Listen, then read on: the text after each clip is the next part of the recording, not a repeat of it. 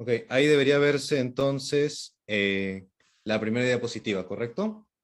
Sí, doctor, me permite hacer la presentación breve para que pueda continuar con su ponencia. Buenas tardes Claro. con todos. El día de hoy tenemos la segunda ponencia del día, lo que vendría a ser medicina nuclear, exclusivamente parte de tórax, a cargo del doctor Ricardo Falcón Salinas, quien es médico egresado de la Universidad Nacional Mayor de San Marcos, así como médico nuclear. Bueno, fue también residente en lo que vendría a ser en el Hospital Almenara. Y bueno, le doy pase para que pueda continuar con su ponencia, doctor. Muchas gracias. Gracias, gracias por la presentación. Sí, efectivamente es pregrado, posgrado de San Marcos, siempre en el corazón. Luego hice posgrado en el Hospital Almenara, ahí cruzando la avenida, cruzando Grau. Actualmente me desempeño como asistente médico nuclear en MedNuclear Perú. Y bueno, estoy ahí desde julio del 2021, ¿no? Entonces me han designado a cargo de la clase de medicina nuclear, lo que es tórax. Vamos a tratar de hacer lo más importante, ya que en cuanto a medicina nuclear, si bien es cierto, se puede pues dividir por segmentos, ¿no? Tórax, abdomen, cabeza y cuello, etcétera. Vamos a tratar de ver en tórax lo que es pulmón, lo que es corazón, perfusiones cardíacas. Vamos a tratar un poco acerca de lo que es cáncer de pulmón. Vamos a ver un poco de amiloidosis cardíaca también. Y a ver hasta dónde nos alcanza el tiempo, porque realmente en tórax lo que se hace en medicina nuclear es bien amplio. ¿Ok? Entonces, bueno, les doy la bienvenida a Medicina Nuclear. Sé que ya han tenido una primera clase de bases de medicina nuclear, entonces espero que recuerden pues cuál es el canon de la medicina nuclear, ¿no? La base, el fundamento de la medicina nuclear es sencillo, es un isótopo, un radioisótopo y un fármaco, ¿no? El radioisótopo por excelencia que tenemos es el tecnecio. El tecnecio es el que se encarga de irradiar, el que emite la radiación gamma, que es la que va a ser capturada por los equipos que disponemos. Y el fármaco es el que nos va a dar la especificidad. Entonces, el tecnecio se une con distintos fármacos, y dependiendo de cualquier cosa a la que se una, es lo que nosotros vamos a poder designar o saber a qué cosa es el estudio que queremos, o el órgano al que queremos estudiar, ¿no? Entonces, la medicina nuclear brevemente es como decir lo contrario a la radiología, ¿no? Mientras que en radiología se utilizan dispositivos que emiten radiación, ya sea rayos X, ya sea radiación electromagnética, o ya sea ecografía, que también emite un tipo de radiación, hacia el paciente. En nuestro caso, nosotros usamos dispositivos que registran o capturan la radiación que emite el paciente, ¿no? Entonces nosotros usamos radioisótopos que son marcados con fármacos. Y dependiendo del fármaco, es el que le da la especificidad. Por lo tanto, vamos a hablar mucho de estos fármacos, ¿no? No vamos a hablar tanto de los equipos, sino más que todo de los fármacos. De acuerdo a cada estudio, de acuerdo a cada órgano que querramos estudiar, va a haber un fármaco específico que debemos de poder saber, ¿no? Entonces empecemos pues con la gamografía pulmonar. La gamografía pulmonar básicamente se utiliza para poder detectar lo que es un tromboembolismo pulmonar. Vamos a ver, hay un déficit de perfusión pulmonar. ¿Cómo vamos a evaluar esto? Vamos a tratar de sistematizar la información lo más fácil y entendible posible. Para esto vamos a hacer siempre el tipo de gamografía o el tipo de estudio que querramos estudiar. Vamos a ver el radiofármaco que se va a utilizar, el mecanismo de acción muy brevemente, y las imágenes o casos clínicos que vamos a ver, ¿ok? Entonces, para este caso, casi siempre en el 90% o 99% de los casos, siempre vamos a estar utilizando lo que es el tecnecio. El tecnecio 99 metestable es el radioisótopo, ¿no? En este caso nosotros vamos a decirle como si fuera la vedette de la medicina nuclear, es la que va a estar unido a casi todos los demás radiofármacos, ¿no? Entonces el tecnecio 99 es el isótopo que va a irradiar. ¿Y con qué lo vamos a unir? Con el macroagregado de albúmina. El macroagregado de albúmina es el que va a ser específico, que nos va a ayudar a pues detectar esta perfusión a nivel pulmonar. Este es el que se usa en el Perú, el tecnesio 99 metestable marcado con el macroagregado de albúmina. Y la característica que tiene, pues, en este caso es el tamaño de las partículas, que va a ir desde 10 hasta 60 micras. Ahora, las gamografías pulmonares tienen dos fases, una fase de perfusión y una fase de ventilación. La fase de ventilación viene a ser determinada por otro tipo de radiofármaco. En el Perú se usa el tecnesio 99 con DTPA. Sin embargo, esta fase de ventilación muchas veces viene siendo suplida por una radiografía, según lo dicen las guías del PIOPET, como vamos a ver más adelante.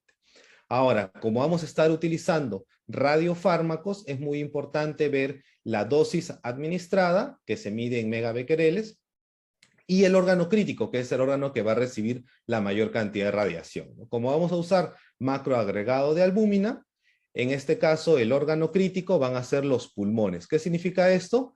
Que la mayor cantidad de radiación va a ser recibida por los pulmones. Ahora, cuando hablamos de mayor cantidad de radiación, realmente en general la actividad a la cual va a estar expuesto el paciente es mínima comparada pues con los que se utiliza en otras áreas de radiología, ¿no?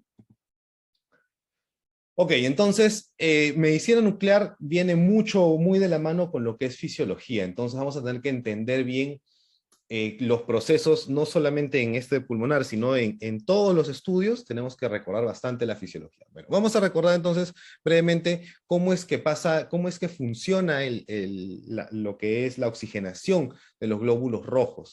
¿Ok? Vamos a ver cómo es que llega la sangre por los capilares, llega la sangre y llega el oxígeno a los alvéolos, y cómo es que en esta interfaz es que se produce pues la oxigenación, llega a ser el intercambio gaseoso, ¿no? Sale el CO2 de los glóbulos rojos y entra el oxígeno, ¿no? Entonces, ¿por qué es importante esto? Porque aquí es donde se va a dar la ventilación, aquí es donde se va a dar justamente este intercambio. Entonces, ¿qué es lo que va a ocurrir? Cuando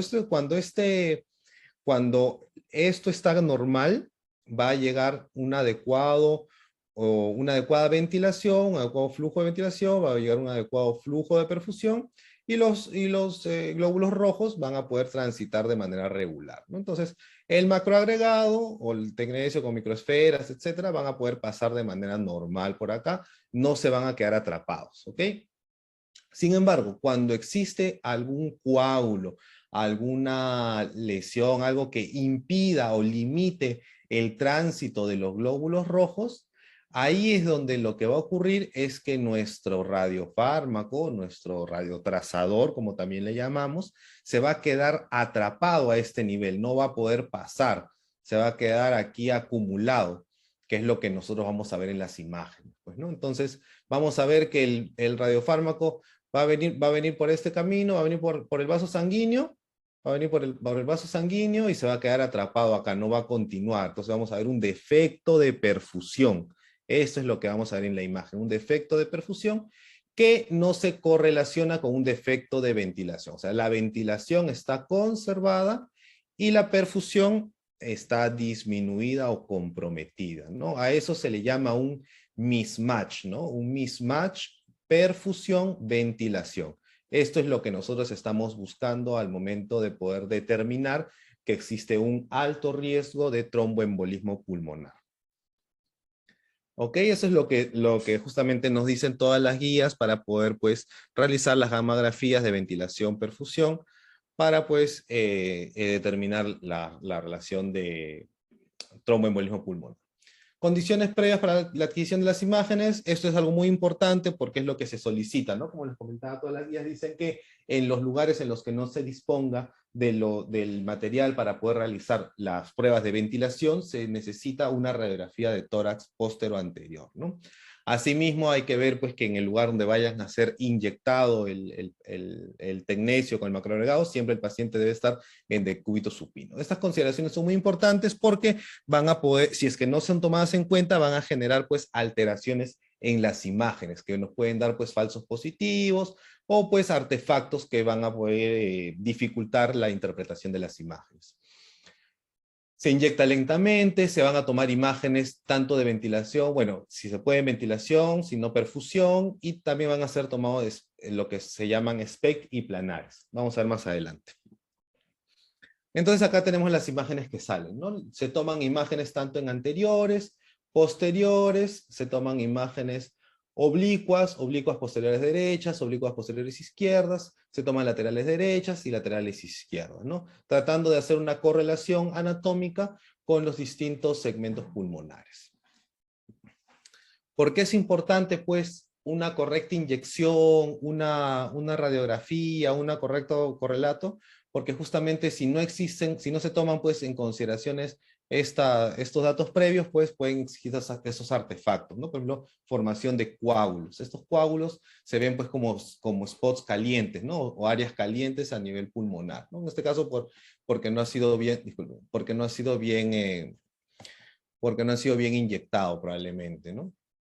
En este caso, siempre tiene que ir acompañado de una radiografía de tórax, porque aquí pues se puede malinterpretar como un defecto de perfusión, ¿no? Sin embargo, es un paciente que tenía un marcapasos en ese nivel, ¿no? Entonces, siempre hay que tener pues acompañado una radiografía de tórax para poder justamente evitar estos falsos positivos, ¿no? Acá también descartar pues una cardiomegalia. Acá hay, miren, un déficit de perfusión a nivel de las bases pulmonares, pero básicamente es por un tema de hipertensión pulmonar, ¿no? Que como vemos, como recordemos, altera pues la distribución de perfusión pulmonar. Acá vemos como hay una elevación pues hay una elevación del diafragma también, pues, ¿no? Que se correlaciona con la radiografía. No es que haya un defecto de perfusión en las bases, no es que el pulmón izquierdo llegue hasta aquí, no, sino que es el diafragma el que se está elevando, pues, ¿no? Entonces es importante pues llevar una correlación con una radiografía de tórax. Entonces, saber pues que hay ciertas alteraciones que pueden pues llevar a una mala interpretación de las imágenes de perfusión pulmonar, ¿no? Ya sea pues una efusión pleural, una hernia diafragmática, atelectasias, obesidad, masas abdominales, ascitis, entre otras. En este caso, por ejemplo, una dilatación del botón aórtico, ¿no? Aquí, por ejemplo, también la silueta cardíaca en una oblicua posterior izquierda, ¿no? Tanto en la ventilación como en la perfusión, realmente es la impresión cardíaca, ¿no? La silueta cardíaca de lo que se ve. También es importante, pues, saber que no solamente es importante el macroagregado de albúmina, ¿no? Tiene que ser bien marcado. Acá, por ejemplo, vemos otras imágenes, no solo pulmón, vemos tiroides, vemos mama, vemos estómago. Esto se debe, pues, a presencia de tecnecio libre, o sea, tecnecio que no ha sido marcado con macroagregado de albúmina. Esto justamente nos puede hacer llegar a una mala interpretación, pues, del estudio, ¿no? De la misma forma, aquí pues se pierde la visualización de los ángulos costofrénicos, ¿no? Puede ser justamente por una difusión pleural bilateral. Ok, entonces, ¿cuál es la importancia del estudio? Más que todo en la gamografía pulmonar, es en el seguimiento, en el diagnóstico de los pacientes con tromboembolismo, ¿no? Descartar un TEP. Descartar un TEP. En este caso es para ver recomendación de nivel 1 A1, y más que todo es para poder su alto valor predictivo negativo. No solo eso, sino es un estudio muy importante en lo que es el seguimiento de los pacientes post tromboembolismo pulmonar. Entonces, más o menos qué es lo que debemos de encontrar y cómo es lo que se debería de interpretar, vamos a verlo más adelante también. Si tenemos una prueba de perfusión pulmonar normal con una radiografía de tórax normal, entonces prácticamente descartamos que exista tromboembolismo, ¿no? Esto es quizás lo más importante que aporta este estudio, que es descartar la presencia de tromboembolismo. Por otro lado, tenemos el otro extremo, que es el mismatch, ¿no? Que nos estaría hablando ya de una alta probabilidad de tromboembolismo, ¿no? Ya más del 95% de probabilidad. Ahora, aquí, ¿qué es lo que estamos hablando? Justamente que exista un defecto de perfusión con una ventilación normal, ¿no? O una radiografía de tórax normal. Entonces, qué es lo que nos dice los estudios del PIO-PET? Justamente que solo debe clasificarse de tres formas, ¿no? Una gamografía pulmonar normal, una gamografía pulmonar de alta probabilidad para tromboembolismo pulmonar o una gamografía pulmonar no diagnóstica, ¿no? Solamente debemos de tratar de clasificarlas en esos tres grupos. Solamente, y debemos de buscarlas pues en aquellos pacientes en los que tengan una radiografía de tórax normal, ya que en aquellos casos en los que no se pueda pues realizar la gamografía la radiografía de tórax tenga pues algunos defectos, ya sea por una neumonía o por algún otro compromiso que nos dificulte visualizar, no podríamos estar hablando de una situación de mismatch, entonces no podríamos hablar de una alta probabilidad. Por otro lado, lo importante es que nos da la seguridad de poder suspender la anticoagulación en caso tengamos una gamografía de perfusión pulmonar normal, ¿no? Si tenemos un paciente que está bien perfundido sus dos pulmones, no tenía ningún segmento comprometido, pues no tendríamos por qué seguir anticoagulando.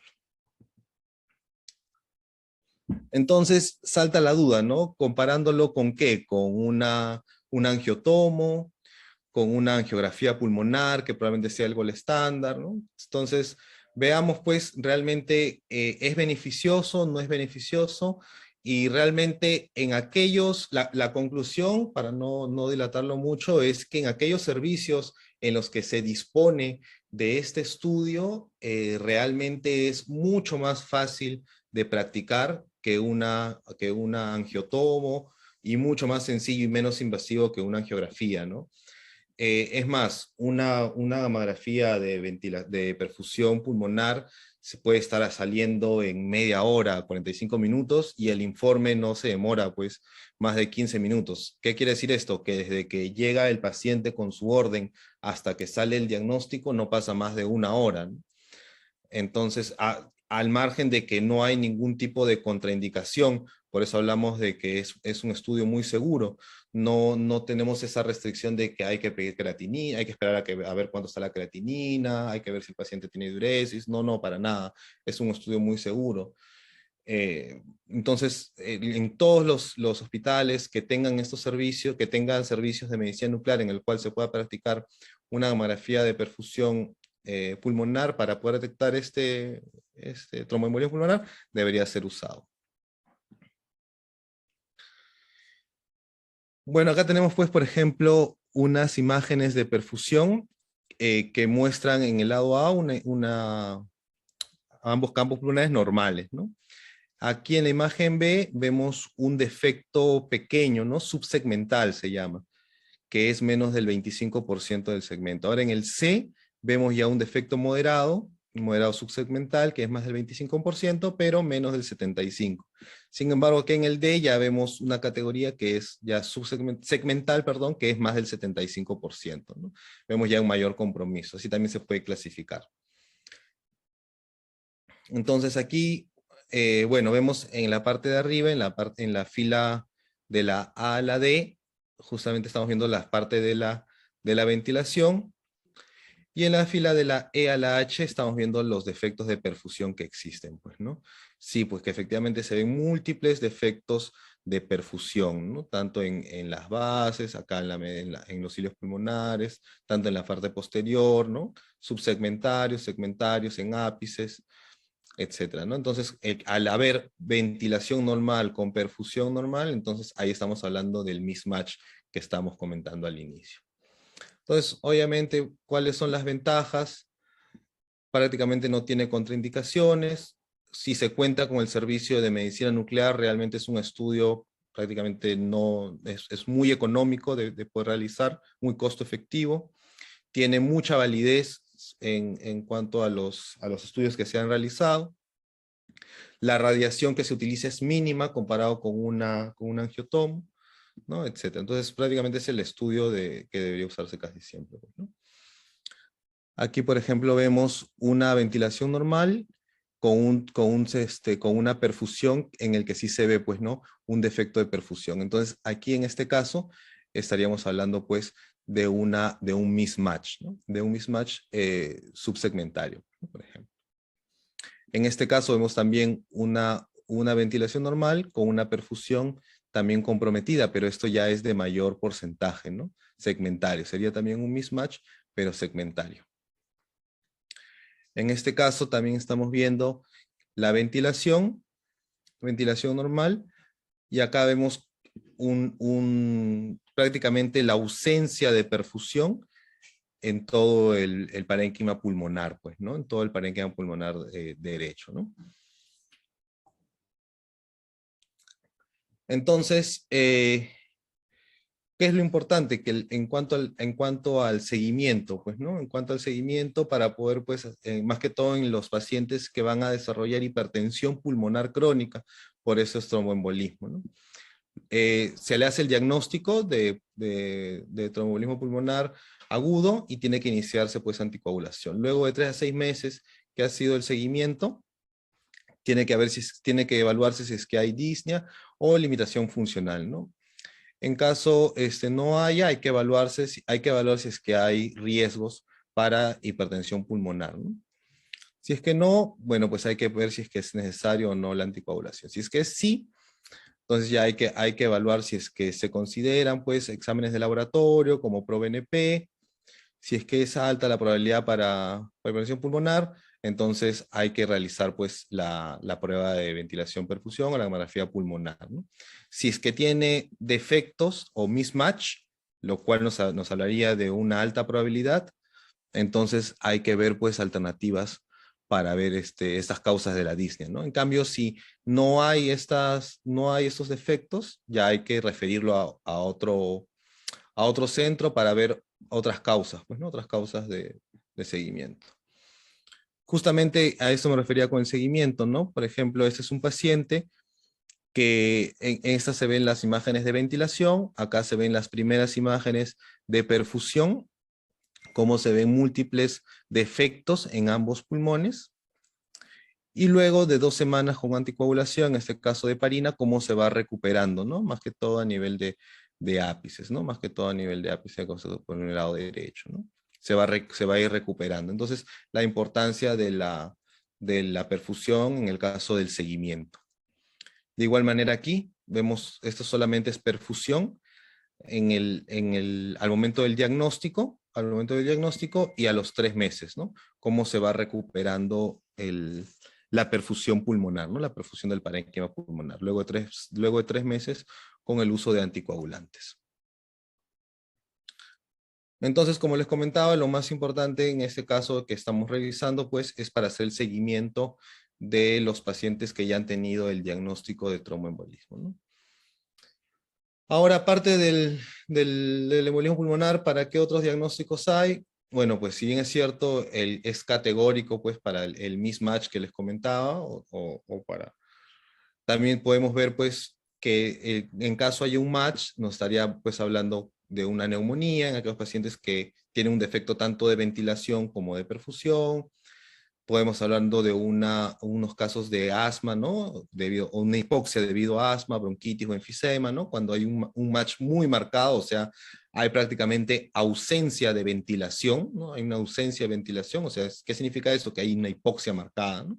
Asociado a un déficit de perfusión también, pues, ¿no? Cuando hay bulas o quistes también podemos hablar ahí de un match, pues, ¿no? Entonces no es la única aplicación. Ahora, ¿para qué más se está usando la gamografía pulmonar? Más que todo ahora en el seguimiento de lo que son los pacientes con trasplantes pulmonares, ¿no? Trasplantes pulmonares también se están usando indicadores para poder ver la progresión o la respuesta al trasplante. No solo eso, sino ya no con macroagregado de albúmina, sino con marcadores inflamatorios, pues para saber o hacer una detección precoz del rechazo al trasplante, ¿no? Entonces son pinceladas básicamente para poder reconocer la importancia de la gamografía pulmonar. ¿Ok? Entonces, esa es una primera parte. tal vez es lo más importante, lo más interesante en cuanto a la gamografía pulmonar, ¿ok? La idea es una pincelada para que tengan conceptos claros, los más importantes, lo más destacable de lo que es la gamografía pulmonar. Vamos a pasar ahora a la perfusión miocárdica. La perfusión miocárdica es todo un mundo en medicina nuclear, es prácticamente una subespecialidad en medicina nuclear. Hay médicos nucleares que pasan años dedicándose exclusivamente a perfusión miocárdica. Hay cardiólogos que hacen subespecialidad en imágenes, en imagenología cardíaca, y de ahí hacen solamente perfusión miocárdica. Entonces, realmente vamos a tratar de resumirlo y dar lo más esencial, que es básicamente lo más útil, ¿ok? Entonces, para esto, pues, es más, ni siquiera se usan las máquinas o los equipos que se usan para gamografía convencional, sino se han desarrollado equipos para perfusión miocárdica dedicadas, ¿no? O de equipos dedicados para perfusión miocárdica que tratan, pues, de representar fielmente cómo está perfundido el miocardio, ¿no? Son equipos dedicados para perfusión. Sin embargo, aquí en el Perú, básicamente tenemos estos equipos que son los que se disponen tanto en el INCOR, en las clínicas donde más se están desarrollando estos estudios, pues, ¿no? Y lo más importante, que es lo que vamos a ver hoy día y es lo que tal vez todos tenemos que tener bien claro para poder entender estos estudios en algún momento que lo veamos, y es la distribución de las imágenes, ¿no? Más adelante vamos a ver este cuadrito y vamos a poder entenderlo y que no nos parezca tan hasta agresivo, por decirlo así, estas imágenes, y poder, pues, que sean más entendibles. ¿Ok? Entonces, pues, recordando, tratando de entender otra vez cómo vamos a sistematizarlo, primero vamos a ver los fármacos, ¿ok? Para perfusión miocárdica, lo que vamos a usar en el Perú se usa el Cestamib. Tecnesio 99, otra vez, el Tecnesio 99, la BD de la medicina nuclear, el Tecnesio con el Cestamib, que es un tipo de isonitril. Tetrofasmina hay no mucho en el Perú, más se usa el Cestamib. Talio 201 no se utiliza ya, no se utiliza mucho, más se usa el Cestamib. ¿Se puede usar con amonio, nitrógeno? Sí, pero tiene muy poco tiempo de vida media. El rubidio también, el oxígeno menos todavía, el oxígeno que dura muy corto su tiempo de vida media, ¿no? Muy poco. Ahora, también se utiliza, también es muy importante evaluar viabilidad. Vamos a ver una pincelada de lo que es viabilidad cardíaca. ¿Por qué? Porque también influye. Vamos a evaluar con esto lo que es perfusión miocárdica y vamos a ver imágenes metabólicas. Para ver viabilidad, ¿qué es lo que vamos a usar? FDG, F18. Entonces, también vamos a ver un poquito de esto acá. Entonces, son estos dos fármacos los que vamos a ver. El Tecnesio 99 es Cestamib y el F18 FDGP. ¿Ok? Existen distintos radiofármacos que se utilizan para poder evaluar todas las funciones miocárdicas, ya sea evaluar la función ventricular, para descartar que existan shunts, para ver el llenado, las secuencias, etc. ¿Ok? Entonces, en síntesis, lo que nosotros vamos a usar aquí es el Cestamib. Y sus propiedades, dentro de ellas, la importancia o el mecanismo, así como habíamos entendido que para el pulmón lo que funcionaba era el tamaño del macroagregado de albúmina, para el corazón, el Cestamib, lo que importa es que este Cestamib se queda atrapado dentro de las mitocondrias. Este es el concepto base clave que debe de quedar fijado en la memoria. Este es lo más importante, ¿no? Entonces, el MIBI, cuando el tecnesio se pega al MIBI, el MIBI hace que el tecnesio no salga de la mitocondria. Entonces, cuantas más mitocondrias tenga la célula, mayor actividad o más caliente lo vamos a ver en las imágenes, ¿ok? Y cuanto menos mitocondrias tenga, nosotros vamos a ver imágenes más frías. Por lo tanto, un tejido miocárdico que esté muerto, que esté necrosado, que esté fibrosado, por lo tanto no va a tener mitocondrias, nosotros vamos a ver una imagen fría, vamos a ver una ausencia de perfusión, nosotros lo vamos a entender como una ausencia de perfusión. Entonces, eso es lo importante, es el concepto que tenemos que tener claros, ¿no? ¿Cuál es el mecanismo? El Cestamib o el MIBI, como le decimos, se impide o impide que el tecnesio salga de las mitocondrias, ¿ok? Ventajas con respecto a los demás radiofármacos, bueno, que tiene un mayor número de cuentas, por lo tanto da imágenes de mejor calidad. Las limitaciones que presenta, que también también se da una captación a nivel hepática, ¿no? También tiene actividad a nivel de los intestinos, a veces da un poco de justamente esas limitaciones porque el corazón se posiciona encima de estos órganos y hay un poco de interferencia por estas imágenes, ¿no? Entonces, ¿cómo es que empieza este flujograma? Empieza con una sospecha clínica, ¿no? Una sospecha clínica de una enfermedad coronaria.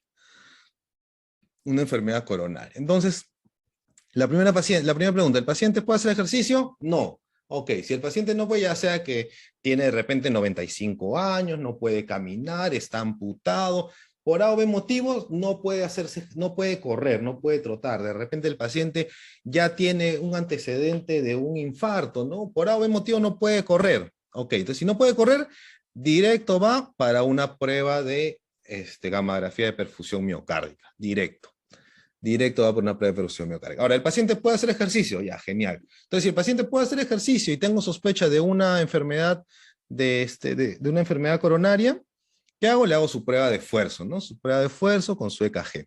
Ya ahí se ve, pues, ¿no? La prueba de esfuerzo, el protocolo de Bruce, lo hago trotar, veo si es que cuánto corre, veo ahí cuántos METs llega, etcétera, ¿no? Entonces, ahí veo en la prueba de esfuerzo si es que hay bajo riesgo o alto riesgo, o si es positivo o si es negativo para isquemia, ¿no? Pero ¿qué pasa? Que algunas de estas pruebas son a veces no concluyentes. Entonces, si la prueba es no concluyente, ahí es donde nos pasan la voz. Nos dicen, por si acaso este paciente se ha hecho su prueba de esfuerzo y ha sido no concluyente. Y yo tengo sospecha de que este paciente tiene alto riesgo para una enfermedad coronaria. Ah, ya, entonces le mandamos su prueba de perfusión miocárdica. También hay otra alternativa que es un ecoestrés, ¿no? También se puede realizar. Entonces, ¿en qué consiste esta prueba? La prueba de perfusión miocárdica es una prueba, es un tipo de gammagrafía que consta de dos fases, una fase de reposo y una fase de esfuerzo. La fase de esfuerzo puede ser un esfuerzo físico, ya sea en una banda sin fin o en una bicicleta ergométrica, ¿no? O un esfuerzo farmacológico, como es prácticamente la mayoría. ¿Qué es lo que se busca en el esfuerzo farmacológico? Se busca utilizar agentes vasodilatadores que simulen pues un esfuerzo miocárdico, ¿no? Entonces, qué es lo que vamos a comparar? Lo que vamos a comparar justamente es esto. Es que una zona que esté aquí arriba, esto representa a las arterias, ¿ok? Acá están las coronarias. Y esto de aquí es el miocardio, ¿ok? Esto de aquí es el miocardio. Entonces, ¿qué pasa? Acá está obstruido, ¿ok? Acá está obstruido. Y acá está obstruido. Esta es la misma zona, la misma área. Esta es la misma área, por ejemplo, la cara inferior, por ejemplo. ¿Ok? Entonces, ¿qué pasa?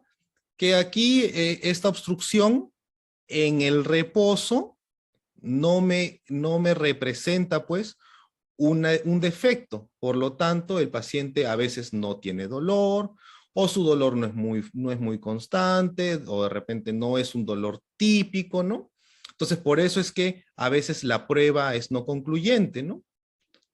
¿Por qué? Porque no se ve reflejado, ¿no? No hace un isquemia.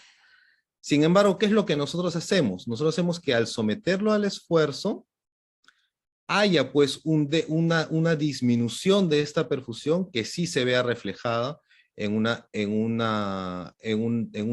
defecto a nivel gammagráfico. Ese es el concepto que vamos a buscar, ¿no? ¿Por qué? Porque aquí pues están igualmente distribuidas las mitocondrias, sin embargo aquí no. Entonces el tecnecio con el sestamibi viene por aquí, se distribuye, sin embargo cuando viene por aquí, como aquí no encuentra mitocondrias, pasa de largo, ¿no? Y se queda pues impregnado solamente en las áreas donde sí tiene sus mitocondrias.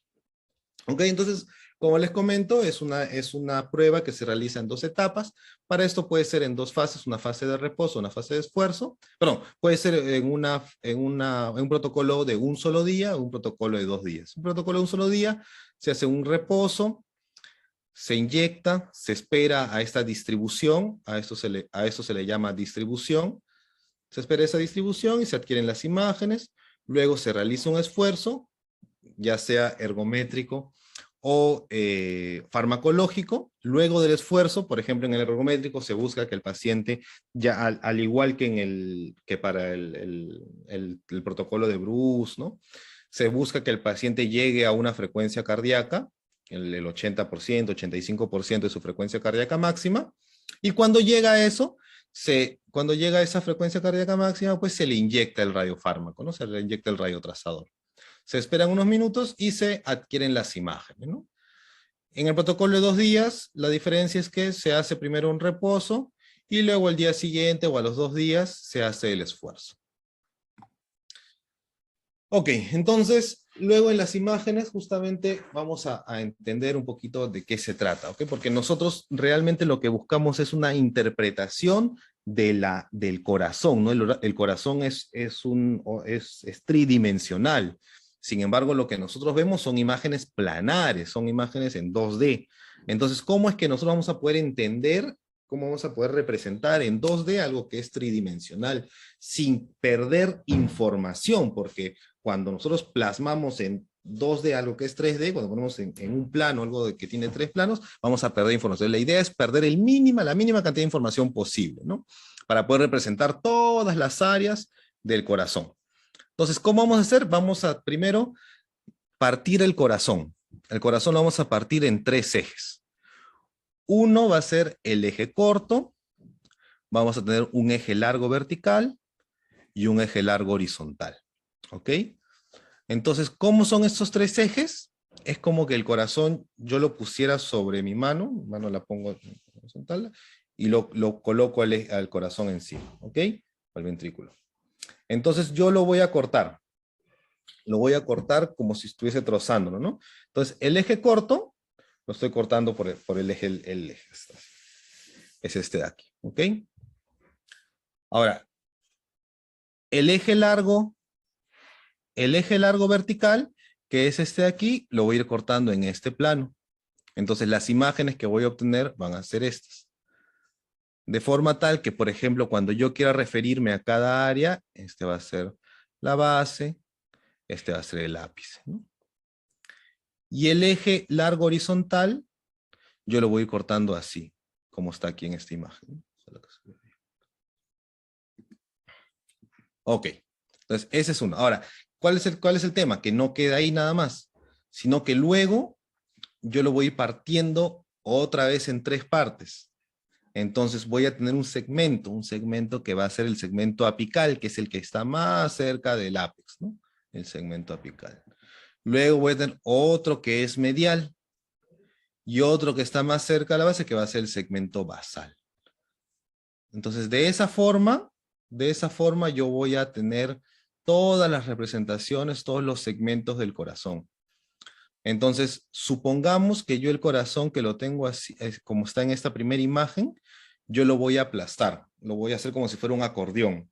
Lo voy a aplastar todo en un solo plano, de forma tal que yo voy a tener la base del corazón, que es lo que está más cerca a la aurícula izquierda, más cerca a la aurícula izquierda, lo voy a tener acá más en la parte externa. Es en la zona basal, ¿ok? Luego, la parte medial, luego la parte apical, y finalmente la punta, que es el ápex.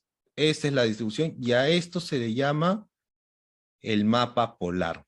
Y esta es la forma en la que se pierde menos información, es la forma en la que conservamos la mayor cantidad de información posible del corazón. Así es la mejor forma de representar todas las áreas del corazón.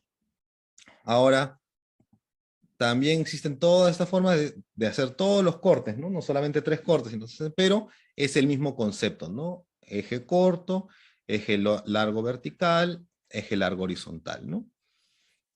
Sin embargo, este es el mapa polar y es el que al final nos va a dar la denominación de cada segmento.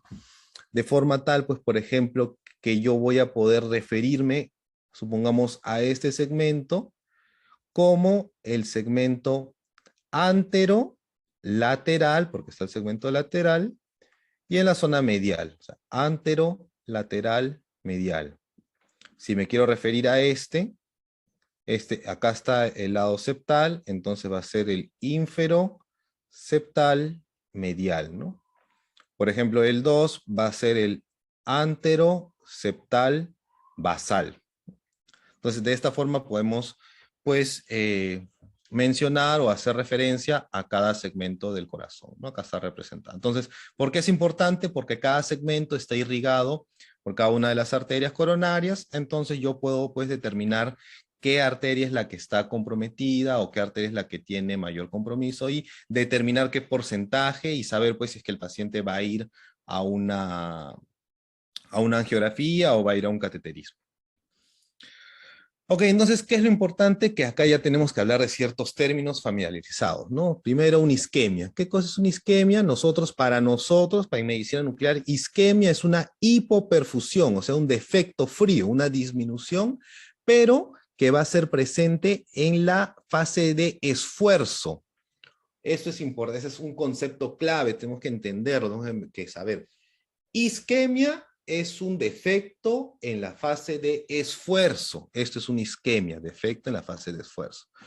¿Por qué? Porque un infarto para nosotros es un defecto, pero es un defecto fijo, que es tanto en la fase de esfuerzo como en la fase de reposo. Esto es un infarto. Una isquemia es en esfuerzo y un infarto es en esfuerzo y en reposo. ¿Qué significa la isquemia? La isquemia significa que en el reposo, esa zona del miocardio está irrigado, está perfundido. Sin embargo, cuando llega el esfuerzo, llega el momento en el que esa parte del corazón se somete al esfuerzo, pues esa coronaria se llega a visualizar que está obstruida, ¿no? Ese es la isquemia. En cambio, el infarto es que esa zona, esa área ya está comprometida. Además de eso, tenemos pues, por ejemplo, una cicatriz miocárdica, ¿no?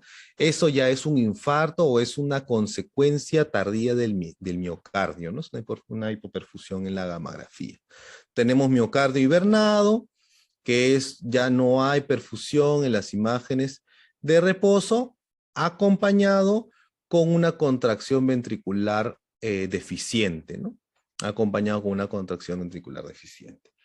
Eso también es importante. ¿Por qué? Porque el miocardio hibernado es el que vamos a ver, pues, en lo que son las imágenes con FDG, para ver viabilidad, ¿ok? Entonces, por favor, nada de que medicina nuclear no me gusta, es aburrida, nada de eso, porque aquí, chicos, todos despiertos, porque esta es la parte más importante. Si no me prestaron atención antes, aquí viene lo que no se pueden perder, ¿ya? No se pueden perder porque esto es lo clave. Gammagrafía de perfusión normal, reposo y esfuerzo. Reposo y esfuerzo está normal. Eje corto, eje largo vertical, eje largo horizontal, y acá se ve la representación, ¿ok? Scan normal, gammagrafía normal. Isquemia. ¿Recuerdan lo que hablamos, cómo se define la isquemia? Cuando había un defecto de perfusión, pero solamente en el esfuerzo.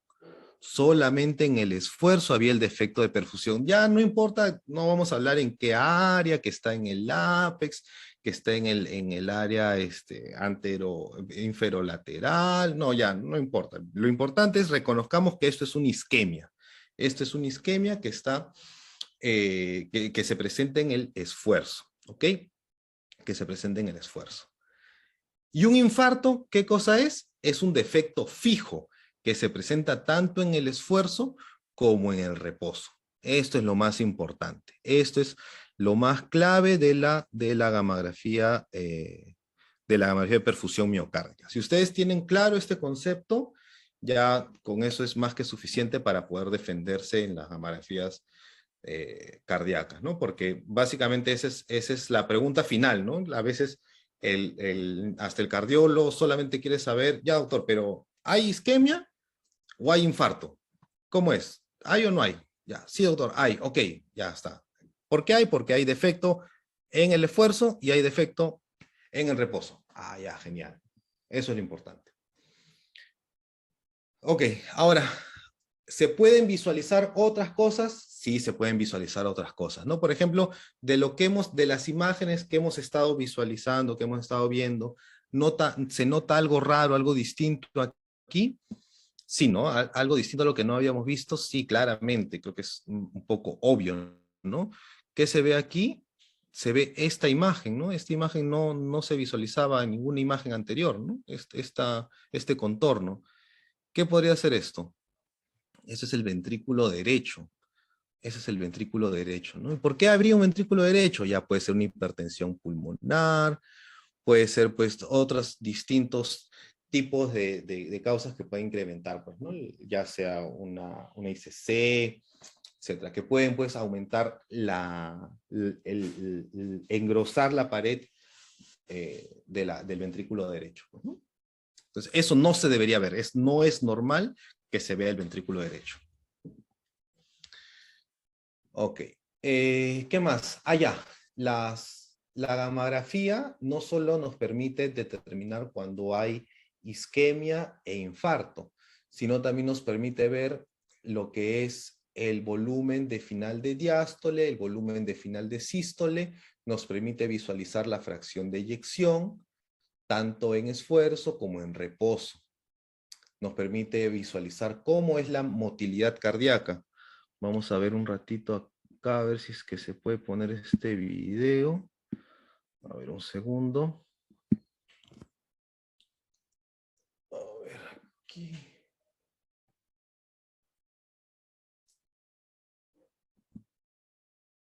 Ok. Y aquí.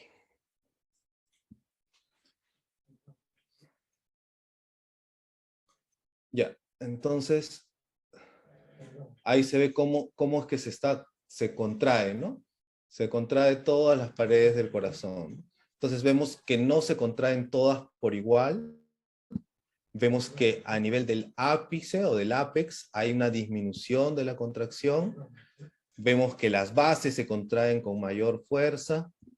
Vemos que la pared anterior se contrae con menos fuerza, ¿no? Entonces, todas esas conclusiones se llegan. Entonces, ¿y a qué se relacionan esas alteraciones de la motilidad? Son alteraciones de la motilidad justamente a que aquellas partes que están hipoperfundidas, o es más, aquellas áreas que ya están quizás necrosadas o que están fibrosadas, ya no van a tener una buena motilidad, ¿ok?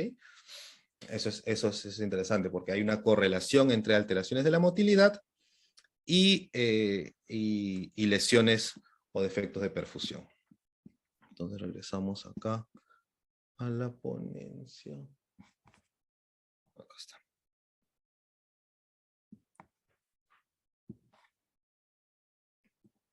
Ya está. Entonces, con eso es quizás lo más importante en cuanto a perfusión miocárdica. Vamos a viabilidad. Para esto, nosotros vamos a usar pues FDG.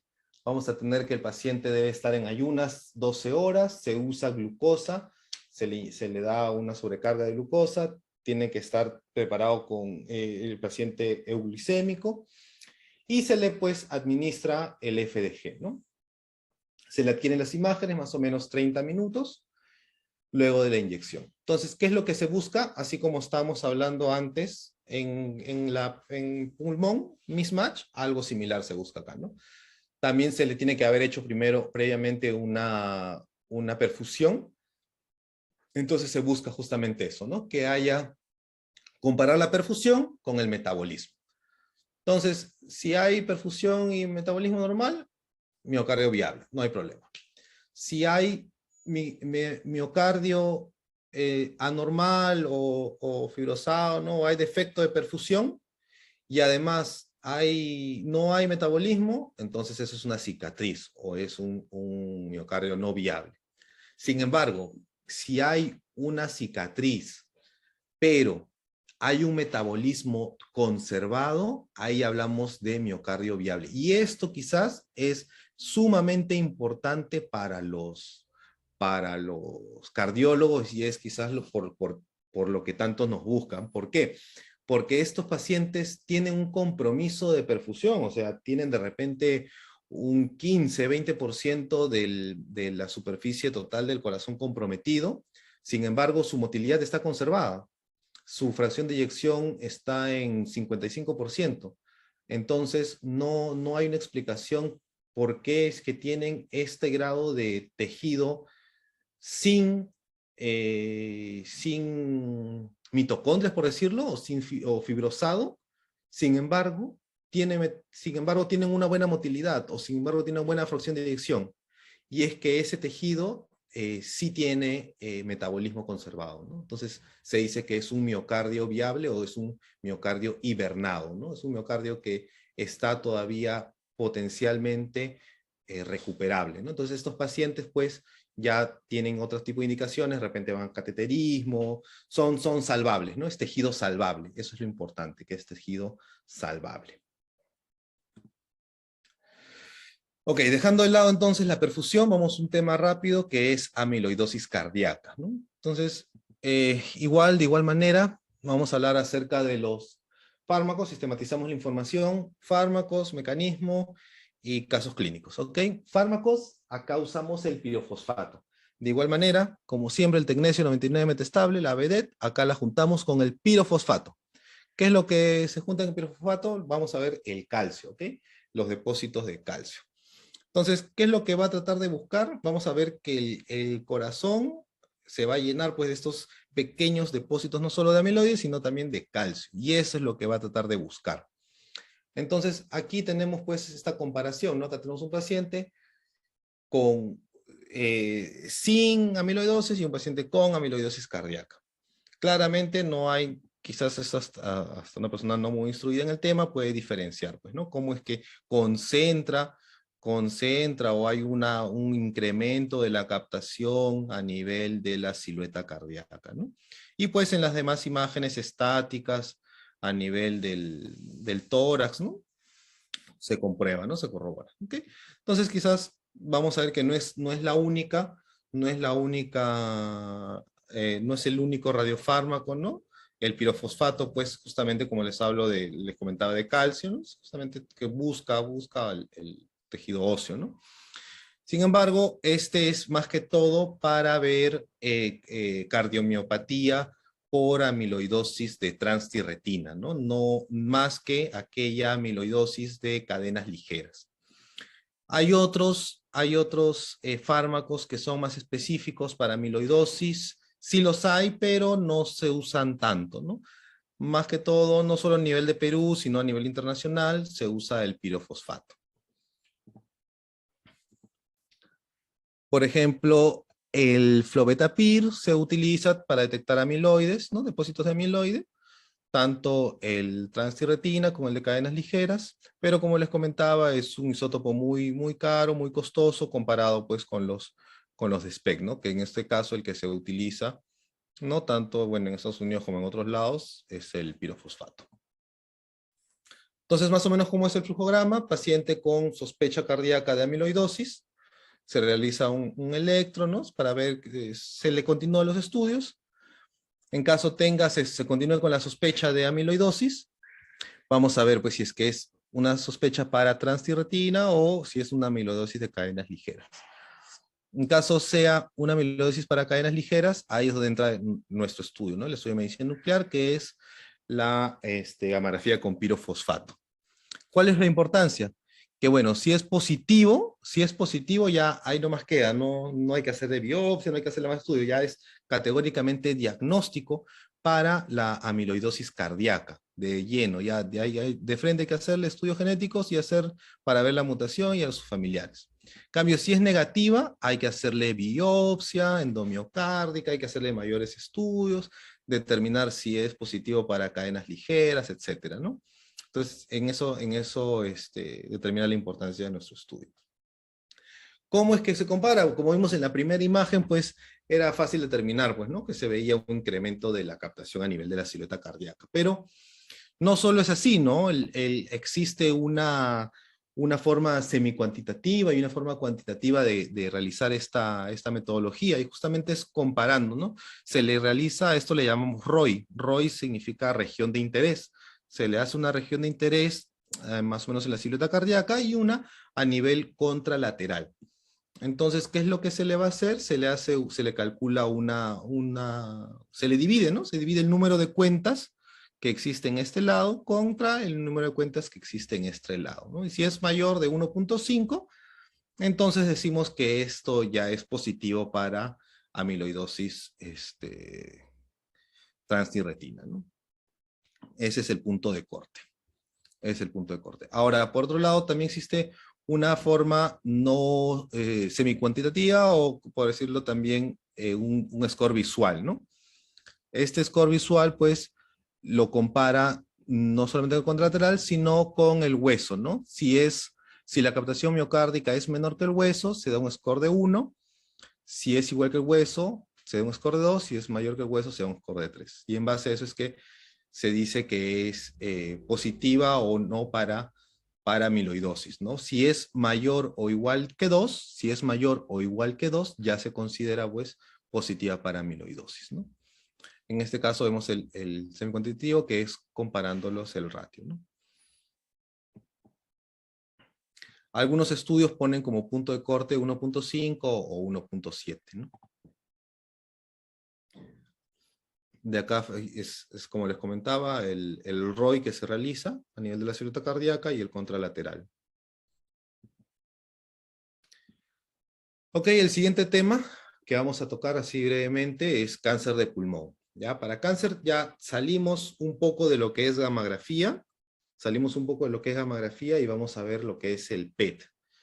En PET ya nos olvidamos del tecnesio, ya pasó de moda el tecnesio, no usamos más tecnesio y ahora entramos a lo que es FDG, F18.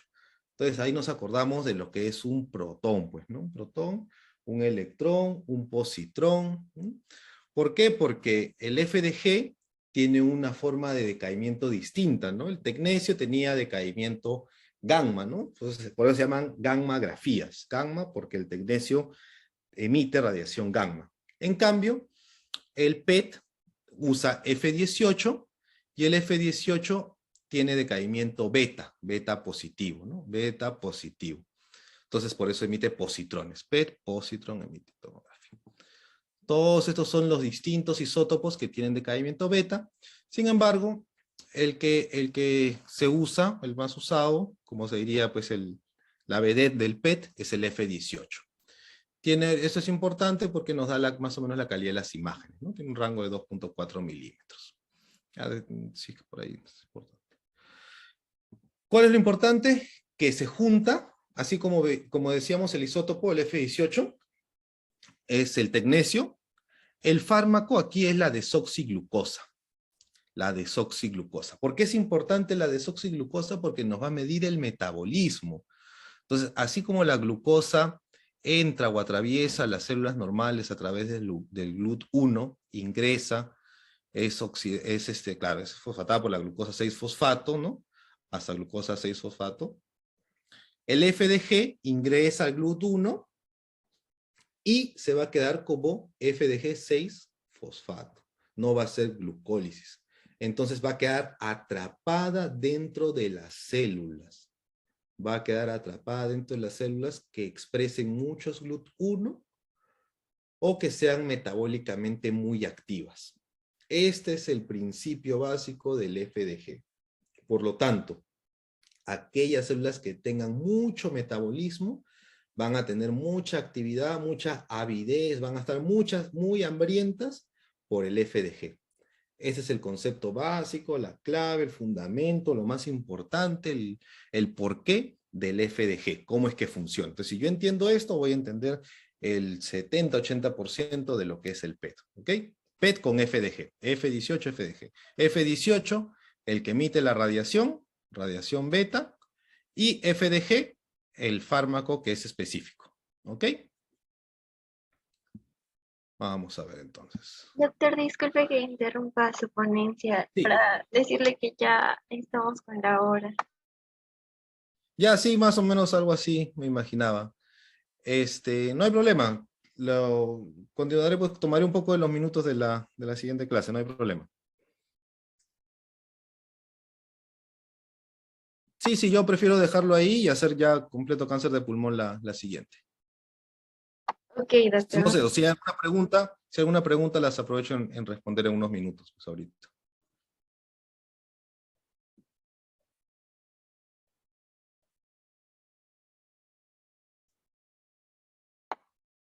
Me parece que no hay preguntas hasta ahora en el chat, doctor. Ya, listo. Muchísimas gracias por la ponencia de hoy, doctor. Le estaremos enviando su certificado al correo y bueno, aquí mencionan muy buena clase. Ya, no hay problema, con gusto.